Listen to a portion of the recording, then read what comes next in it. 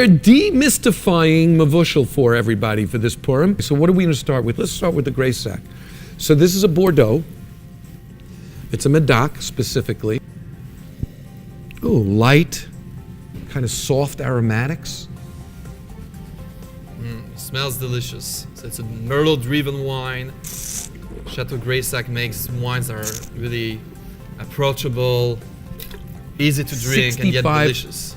65% Merlot, 29% Cabernet, and the rest is Cabernet Franc and a little Petit Verdot. As opposed to what many people still believe nowadays, Mevushal wines are absolutely not what they used to be 50 years ago.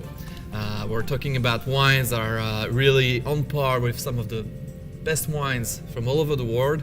We have many wines that are Mevushal that get 90+ scores from Robert Parker, from the Wine Spectator. And Mevushal, as I understand, not as I understand, as I know, is no longer boiled. It's really flash pasteurized, exactly. Right? And depending on the halachist or the certification you have, that varies in temperature, but it's usually below the absolute boiling level. So we're going to taste the LV Eranza Crianza. Right. From Rioja. There's lots of non-kosher wineries that are not kosher wines that are actually experimenting, and not only experimenting, but using, flash pasteurization and heating their wines to stabilize the wines, to give it perhaps more longevity, and even to increase the intensity of the flavors. That's true. It even kills bacteria. What's interesting about the Eranza is that unlike the gray sack, it's not as complex, but lots more fruit up front. So really lively and flavorful, and Mevushal. And Mevushal. Yeah. So the next wine is the Herzog Variations 5 Cabernet Sauvignon from So it's California. 100% Cabernet? So the Variations concept is actually a wine education concept by Herzog Wine Cellars to teach about the slight differences, nuances that the same grape variety from the same region, you could say, can have if it comes from different vineyards, different parts of that same appellation.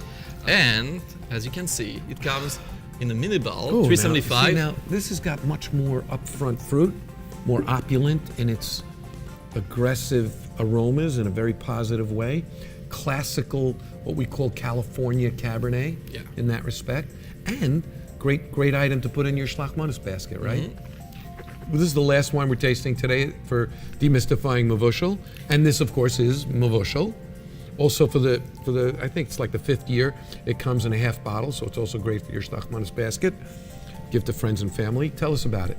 Okay, so we call this bottle the Bartonura, the little Bartonura. That's cute. It's probably one of the most popular bottles that people buy for Purim. But it's great for desserts if you're a fine wine drinker, and it's great, really well chilled. If you're going away for Pesach, like I am, to Regal out in California, it's great. They're going to have a lot of this at the pool side for the barbecue, together with fruits and desserts.